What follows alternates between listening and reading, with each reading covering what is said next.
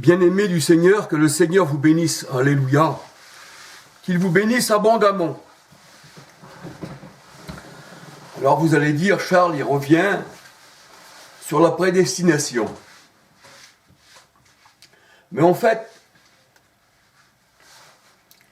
comment l'homme, comment la femme qui vivent dans le monde, animés par l'esprit du monde, pourrait-il choisir le Seigneur? Comment celui qui n'a pas le Saint-Esprit, par laquelle il est guidé dans les choses spirituelles, si l'homme n'a pas l'Esprit du Seigneur, il ne peut rien faire. Il est charnel. Alors, comment celui qui est charnel pourrait-il chercher les choses spirituelles? Comment pourrait-il choisir le Seigneur? Or, le Seigneur, c'est l'Esprit. 2 Corinthiens 3, 17. Alors, ça voudrait dire par là que si on choisit les choses spirituelles tout en étant charnel, ça veut dire par là que notre être charnel, l'homme charnel, sait choisir les choses spirituelles. Mais ça ne va pas avec la parole du Seigneur, ça ne va pas avec la parole du Christ. Quand le Seigneur est dit que c'est moi qui vous ai choisi, mais que ce n'est pas vous qui m'avez choisi, dans Jean 15, 16, eh bien on voit que c'est le Seigneur qui choisit, bien à l'avance, pour que ce soit dans ses plans, alléluia. Je vous ai choisi avant que vous soyez nés, Éphésiens 1, verset 5, 11. Je vous l'ai choisi, pourquoi? Parce que vous devez entrer dans les plans de Dieu, les desseins de Dieu qu'il s'est formés à l'avance, alléluia. Donc c'est pas nous qui choisissons le Seigneur, mais c'est lui qui nous choisit. Quand le Seigneur a dit à ses disciples, suivez-moi, je vous ferai pécheurs d'hommes, suivez-moi. Et on voit que les disciples qui étaient destinés à la vie éternelle ont suivi le Seigneur. Et nous voyons que ceux qui n'étaient pas destinés à la vie éternelle, bien que le Seigneur les a aussi appelés, comme Judas l'Iscariote, eh bien c'était pour accomplir aussi les desseins de Dieu. C'est ce qu'on voit dans la parole de Dieu, dans Galates 1, verset 16. La parole de Dieu nous dit, pas dans Galates 1, verset 16, mais dans Actes 1, verset 16. Excusez-moi, hein. Alors, dans Acte 1, nous voyons que, eh bien, Judas l'Iscariote devait servir aussi au dessein de l'Éternel. Et il devait y avoir un autre homme qu'il devait remplacer, eh bien, Judas dans le ministère. Et là, nous voyons que cet homme, il y a eu 2 hommes de présentés, il me semble, oui. Et on voit que cet homme, qui a été dans le remplacement du ministère de Judas l'Iscariote, eh bien, il n'a pas choisi, lui, de remplacer Judas, mais il fallait le tirer au sort. Et le sort, la parole de Dieu nous dit, est tombé sur Matthias. Alléluia. Donc, nous voyons que dans la parole du Seigneur, tout vient de Dieu, rien ne vient de l'homme. Alléluia. On voit que le Seigneur, il a un plan et que c'est lui qui est le maître de ses plans. L'homme ne peut pas contrecarrer ses plans. On ne choisit pas Dieu, c'est lui qui nous choisit. Alors voyons voir dans la parole du Seigneur.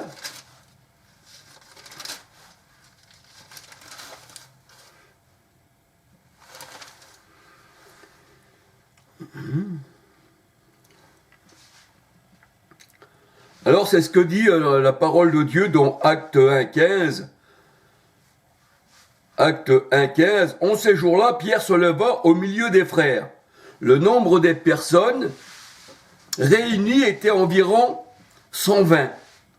Et il dit, hommes frères, il fallait que s'accomplisse ce que le Saint-Esprit dont l'Écriture a annoncé d'avance par la bouche de David au sujet de Judas, qui était le guide de ceux qui ont saisi Jésus.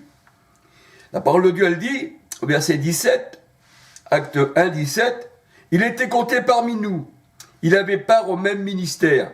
Cet homme, ayant acquis un champ avec le salaire du crime, est tombé, s'est rompu par le milieu du corps, et toutes ses entrailles se sont répandues. La chose a été si connue de tous les habitants de Jérusalem que ce chant a été appelé dans leur langue Adelkama, c'est-à-dire le chant du sang. Or, il est écrit dans le livre des psaumes, tout vient de Dieu, bien sûr, que sa demeure devienne déserte et que personne ne l'habite, et qu'un autre prenne sa charge. Il faut donc que parmi ceux qui nous ont accompagnés tout le temps, que le Seigneur Jésus a vécu avec nous, depuis le baptême de Jean, jusqu'au jour où il fut enlevé du milieu de nous, qu'il y ait un qui soit associé comme témoin de sa résurrection.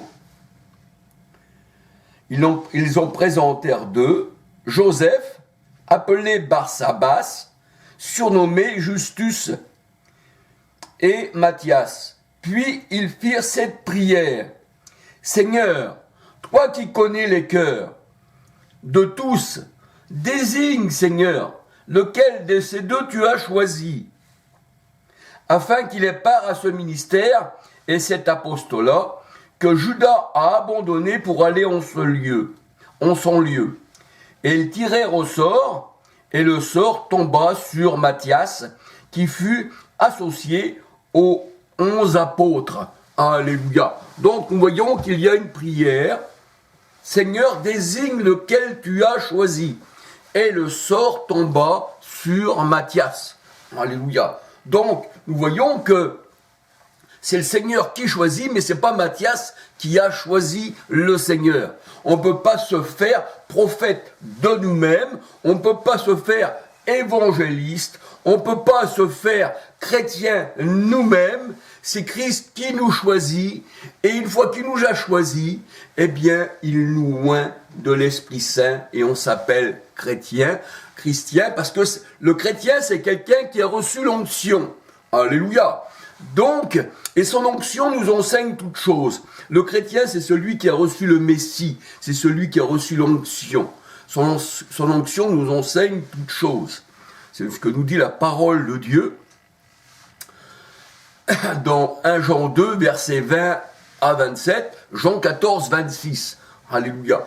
Et on voit que la chair, l'homme naturel, ne peut rien faire.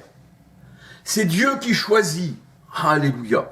Parce que l'homme du monde ne choisira jamais Dieu, il choisira toujours la grande porte de la perdition. Alléluia. Il choisira la porte de la perdition. Et nous savons que dans la parole de Dieu, j'ai mis devant toi la vie et la mort. La vie et la mort, c'est l'évangile.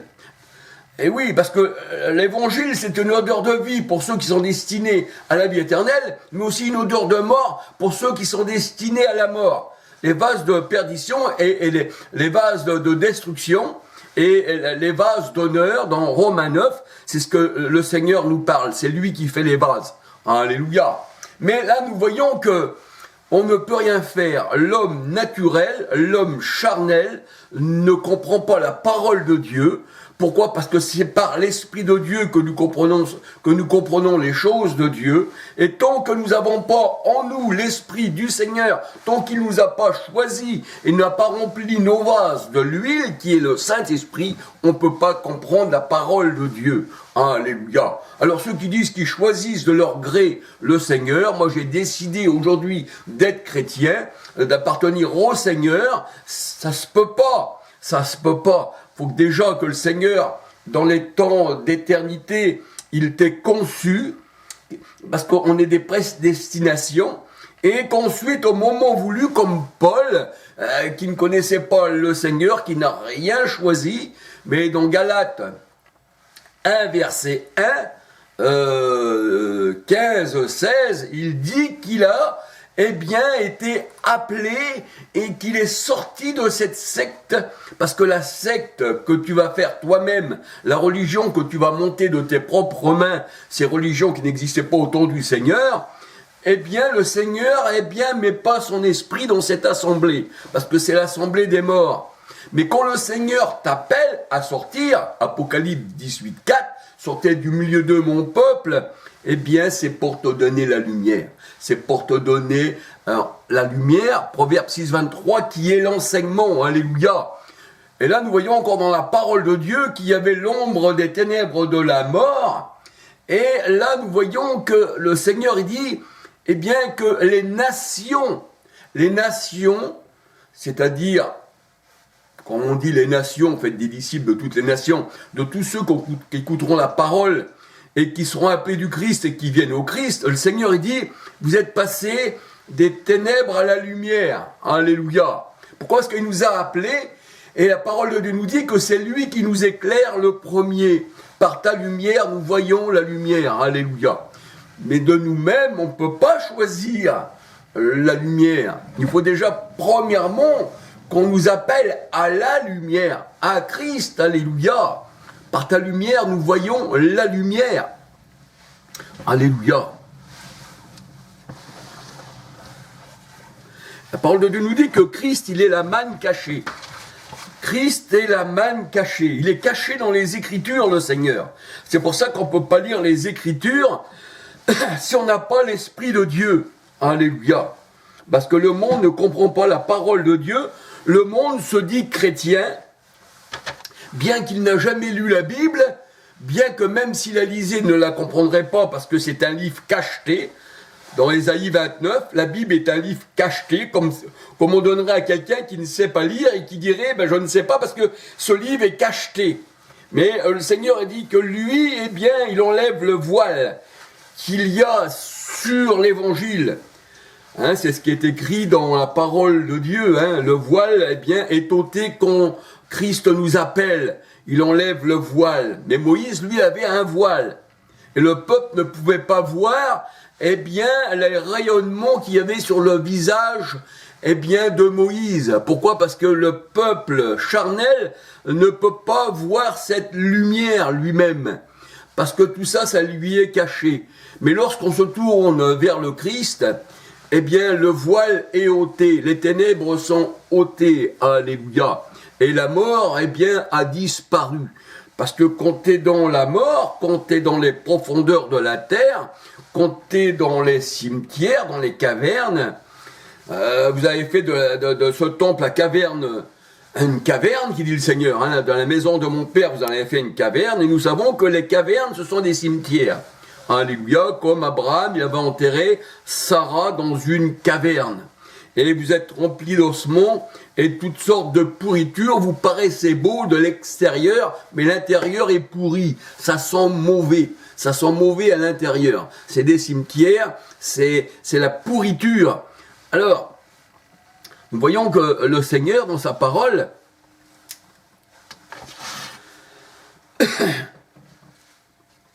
eh bien, il est caché. Hein, tu es le Dieu qui te cache, ô Éternel, ne me cache pas ta face, alléluia. Alors on voit que le Christ, il est la manne, Apocalypse 2:17. Et Paul, quand il a reçu cette lumière, quand il l'a rencontré sur le chemin de Damas, eh bien cette lumière est rentrée dans son cœur. Christ dans mon cœur, il disait, cette lumière, que Christ illumine les yeux de votre cœur. Galates 2:20. Alors c'est sûr, les gens du monde disent eh bien qu'ils connaissent le Seigneur. Parce que la parole nous dit que le Seigneur c'est l'Esprit. 2 Corinthiens 3:17. Or le Seigneur c'est l'Esprit. Et quand on parle avec ces faux chrétiens, avec ces gens qui ont un autre esprit, un autre évangile, et puis qui m'aiment, il y en a qui se disent catholiques, mais qui ne connaissent même rien du catholicisme.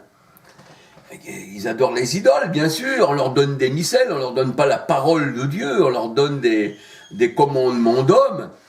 Et ces gens-là, quand on parle avec eux, ils disent, nous, on est chrétiens, oui, on est chrétiens, mais pas pratiquants, on ne pratique pas. Mais comment tu peux dire que tu es chrétien et que tu dis que tu ne pratiques pas? Le Seigneur a dit, ne vous bornez pas simplement à écouter la parole, mettez-la en pratique.